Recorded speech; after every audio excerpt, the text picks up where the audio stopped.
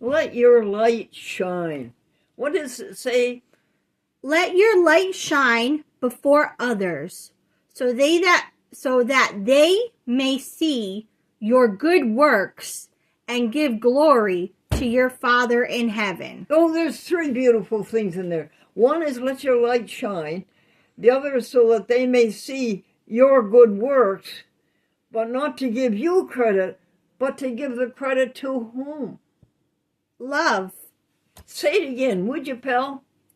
Let your light shine before others, so that they may see your good works and give glory to your Father in heaven.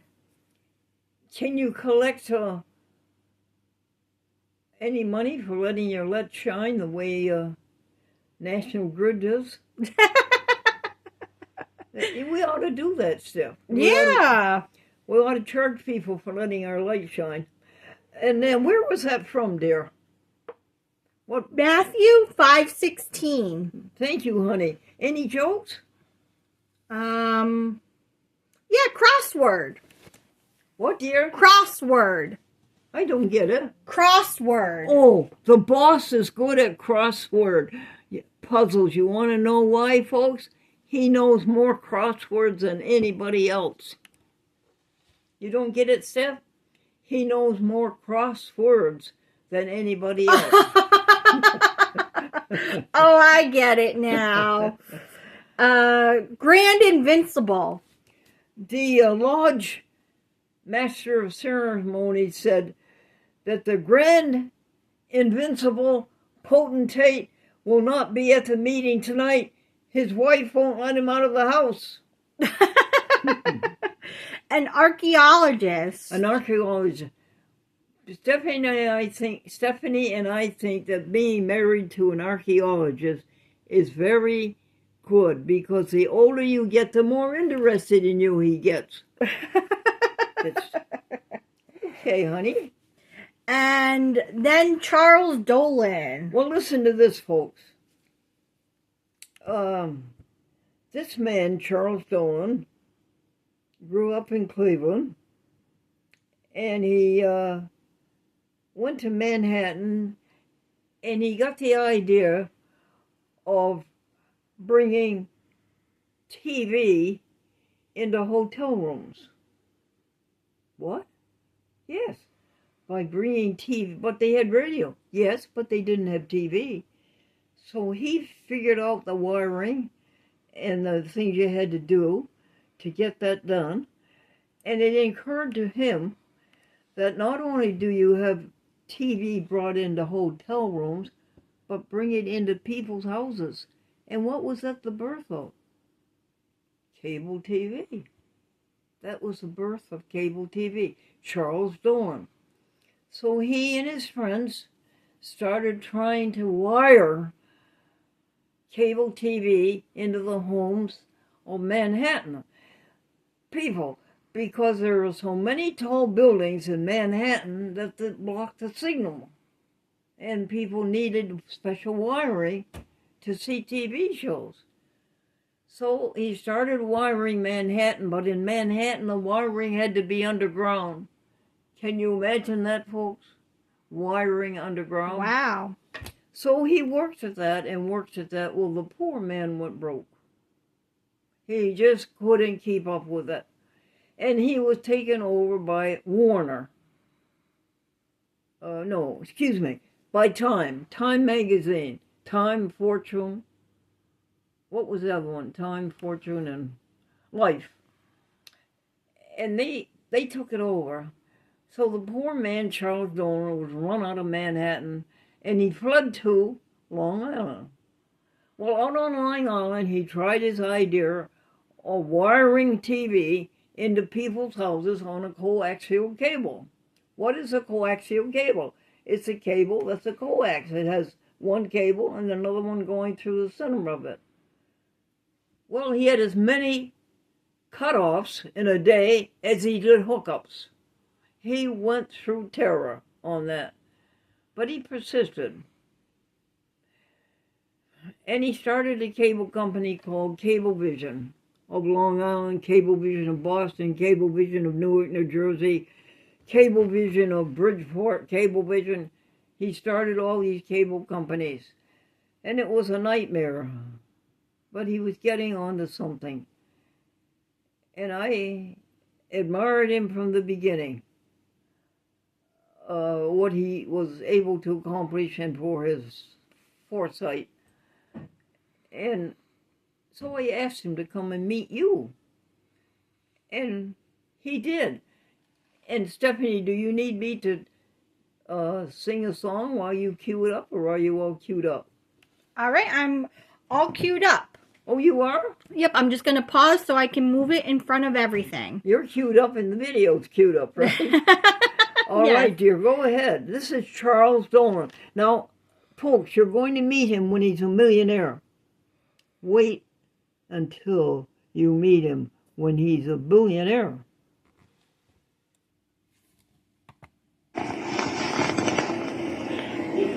Well, boys and girls, it's a great privilege tonight to bring to you Mr. Charles Dolan. And he's one of the pioneers of cable. Charles, just tell us, first of all, where were you born? Cleveland, Ohio. You were, really? Right. I didn't know that you were born in the Midwest. And then you grew up where? There? In Cleveland, stayed in Cleveland until 1952. 52? Right, then moved to New York. And moved to New York. Right. And where'd you go to school, Charles? In Cleveland at Cleveland Heights High School and John Carroll University. Did you really? Right. Bob Hope comes from Cleveland. Yeah, yes, he does. I know that. He was born in London, but the family is from Cleveland. Right. For sure. And after that, what was your first job out of school? I was given a job on one of the local newspapers, the Cleveland Press. Oh, you were? Right. So, I was paid $2 a week to write a column about the activities of the Boy Scouts. Right. Well, that's all right. That's a good way to start out. And then your next job? Then I worked for a radio station in Cleveland. And doing what? Also writing commercials and producing Really? programs. Yeah, right. that was fun. It was indeed. I enjoyed it. Was this right out of high school? Or? Well, actually, while I was going to high school. While you were going to high Right, school? I'd go to school in the morning and then take the bus downtown to the radio station. Well, I think that's terrific. It was an early start. And then what did you do after that next job? Well, we started a little newsreel about sports. This is when television itself was beginning in 1950. That's right. And we sold that to television stations around the country. But we didn't do it too well, I guess, because we ran out of money. The church had a Bible selling contest, and Edward sold more Bibles than anybody else. And Edward stuttered. So they wanted to know how he did it. And this is how he did it. He would say to a person, do you want to buy a Bible? Or do you want me to read it? Well, I don't know what happened, folks. I don't know why the program switched to something else. I'll have to explore it. I know there's more to the interview than that, and I know that you will be interested in seeing it. So let me paraphrase it. So he did what I told you about in Manhattan, and he fled to Long Island. But begin in Long Island, he began to reach a success. And Cablevision became very popular. And it became very expensive. And he became very rich. And his family became very rich. And he bought many cable TV properties, like classical music and classical movies and things like that. And he became very successful. He gave up, I think, all of the cable TV companies in Boston and Cleveland, and I think he just concentrated on Long Island. And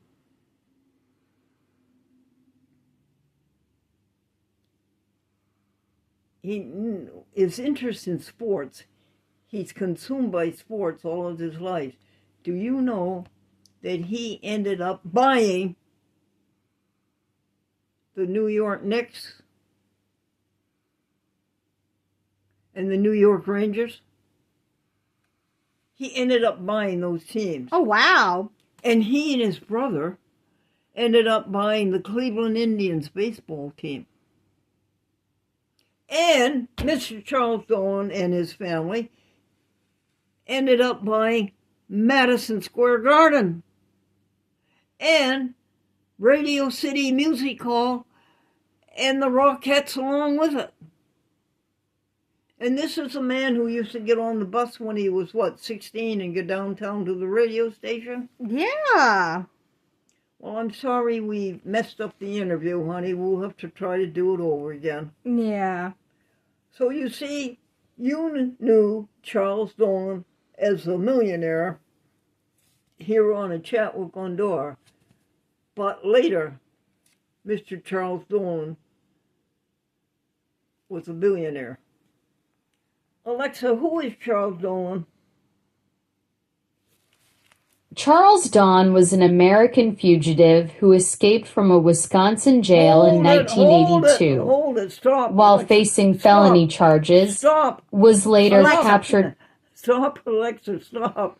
Charles Dolan. Who is Charles Dolan?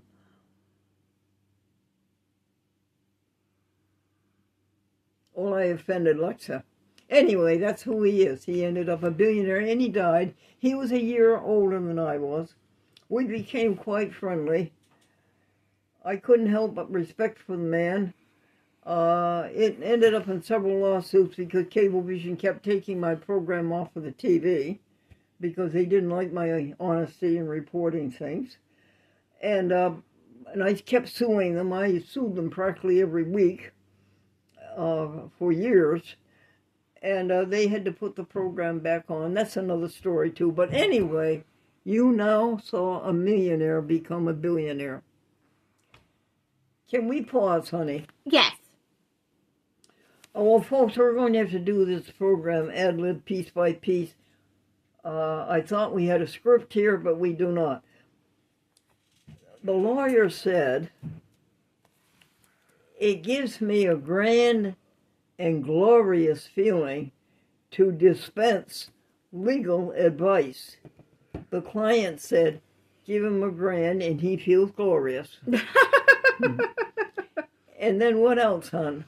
How much does it cost to get married? Wise guy in City Hall says to the city clerk, how much it costs these days to get married? And she said $50 for the license and one paycheck every week the rest of your life.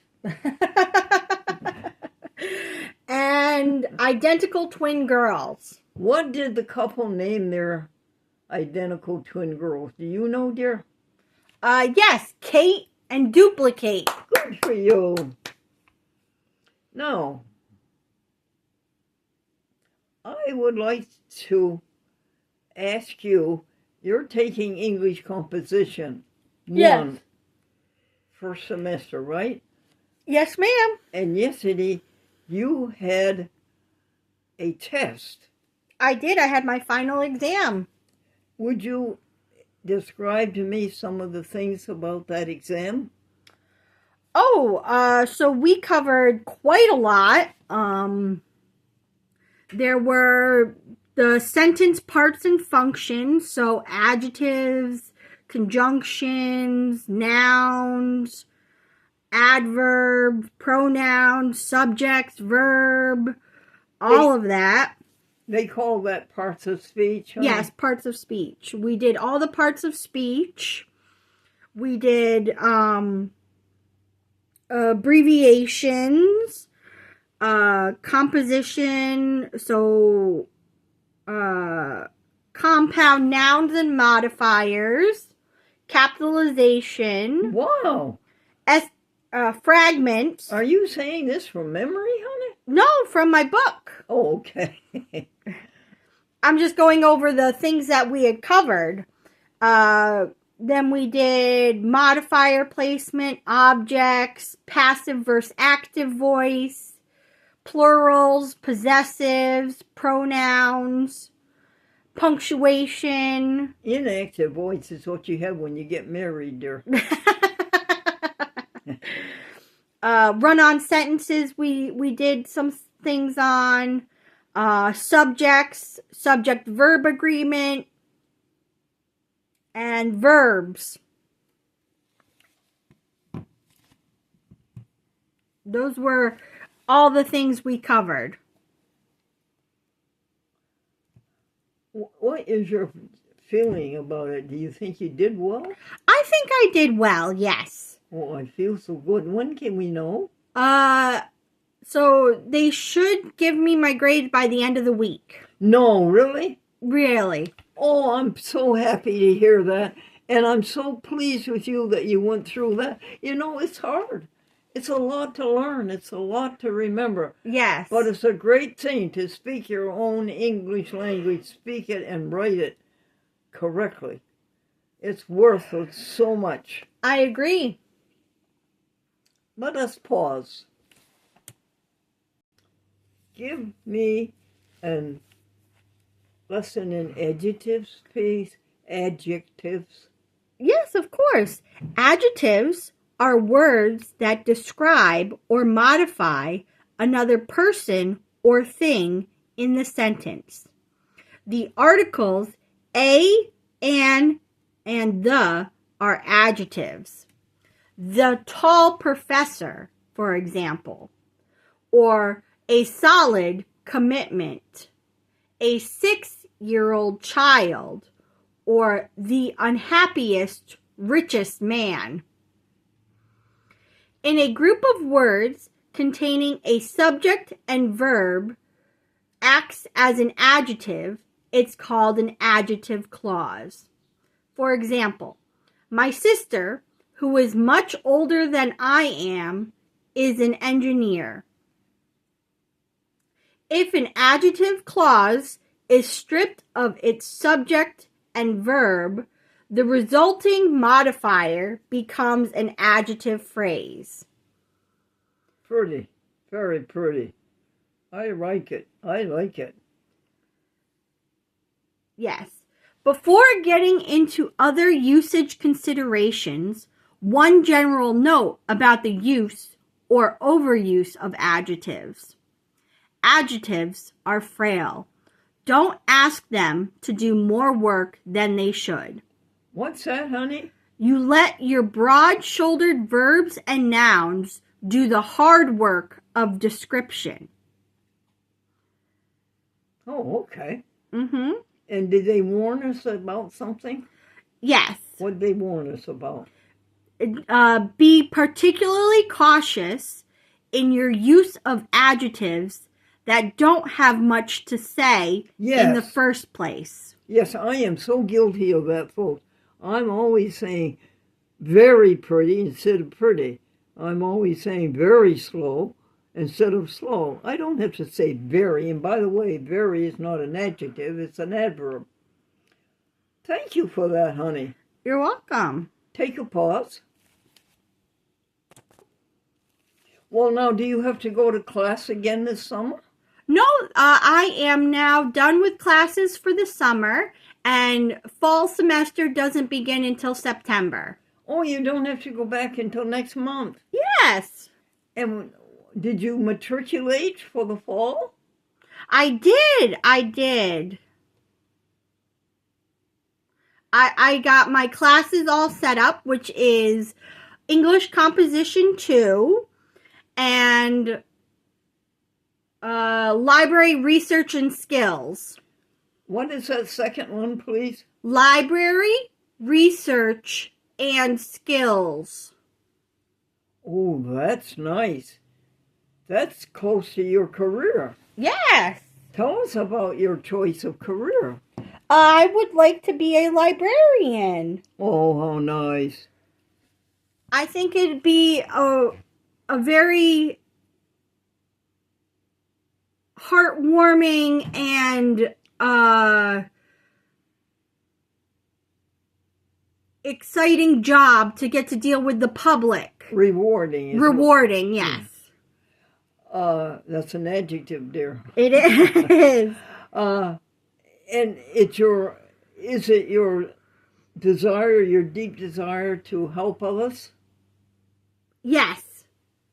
And being a librarian is certainly a way to do that, isn't it? It is. It is. You know something, folks? I don't think I would have a television career if it wasn't for reference librarians. I would be so bewildered as to how to go forward in this very difficult field of television. But I would go to the library and I would start with a vague, amoebic question that spread all over the place. I really didn't know what I was saying. And that librarian, that reference librarian, would see through to what I was trying to do and lead me to the information. So I will give credit to reference librarians. You're just going to be a desk librarian, or a clerk? Yes. That's what you like the best? Yes. What's a desk librarian have to give out cards? You give out library cards. You take and handle the incoming library books. You pick out books that other libraries may want, so that you can loan them to a different patron, so that they can get some love and attention as well. They run a bunch of different programs that you would help with, and shelving books, helping patrons with questions they may have, if they have any computer problems or printing, that sort of thing. Oh, and you have a job now, a volunteer job where you do that? Yes, I do. Tell us about that. Yes, so I volunteer at the local Nassau Library, and I think it is an excellent first step towards becoming a librarian. It's certainly general public, isn't it? It is very general public. I deal with children, adults, teenagers, the elderly, whoever comes in, I am able to help them to the best of my ability. And you love the little children, don't you? I do. I have a soft spot for the kids. A man was aghast at the power of a library card, and he said to the librarian, "You mean with this little card I can take out any book I want out of this building?" "Yes." "You mean that with this library card I can take out any DVD?" "Yes." "You mean with this library card I can take out any records that I want?" "Yes." "Can I take out any librarian that I want?" And she said, "No, the librarians are for reference use only." I like that joke. What are the changes we see in libraries today, dear? I know the biggest change. Fewer books. Actually, I wouldn't say fewer books, more so than there's more computers and more technology is definitely the big one. For example, I know the library has 3 or 4 computers that patrons can come and use if they need to. And they also have a computer specifically designed for children as well, which I think is really a great asset. Sure. So I think technology is the thing that is the biggest change in the library. Tell me how, for instance, that hoopla electronic that works. We had to bring our smartphone to the library, and then Suzanne had to download something, put an app in our smartphone. Tell us about that. Hoopla. It was called Hoopla. Oh, yes. I've heard of Hoopla. I use Hoopla as well. Well, what's that all about, hon? So basically, it is a way to put your library and the catalog that they have of books. You get to see what they have, or listen, or watch, depending on what you're looking for. And then you bring up the book on your smartphone and you watch it on your smartphone? Yes, and you can watch it on your smartphone. Instead of holding a paper in your hand? Yes. Isn't that something? Mm-hmm. What are some other programs like that? There's also, I'm trying to think. I know it's called Libby, which is the, if you want to look at like magazines or... Oh, really? Yeah, that kind of stuff. Really? Really? Let's... Well, you know, folks, I was driving north on the main turnpike.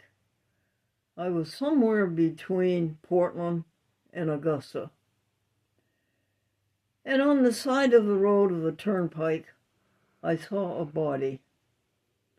An animal who had been killed by a car. And even though the animal was dead, I stopped because it bothered me to have that animal, dead as it was, lie on the side of that turnpike with cars whizzing by at 60 miles an hour and on the gravel. Although it didn't do any good, and although it was too late, I got out of the car and went to the trunk and got some very heavy gloves. And I picked up that poor body. It wasn't damaged, it was whole. And I went down the embankment to the fence that divided the state property from public property from the woods. And when I got down to the grassy part where there was vegetation and no more gravel, I lay the poor dead body on the ground. And the eyes opened. What? The eyes opened. And that animal was alive after all. And that animal looked at me for 15 seconds. And then very slowly, after this terrible injury by the automobile, the animal knew enough to go toward the woods instead of the road. I was so glad that I had got that animal off of the side of the road. But I didn't do enough, hon. I didn't leave the animal water or food. I didn't have any. I was on the main state turnpike. So, grace and peace unto you from God our Father and from the Lord Jesus Christ. Amen. And what is our theme, dear Stephanie? When all is said and done, the only thing that truly matters is how did you treat others.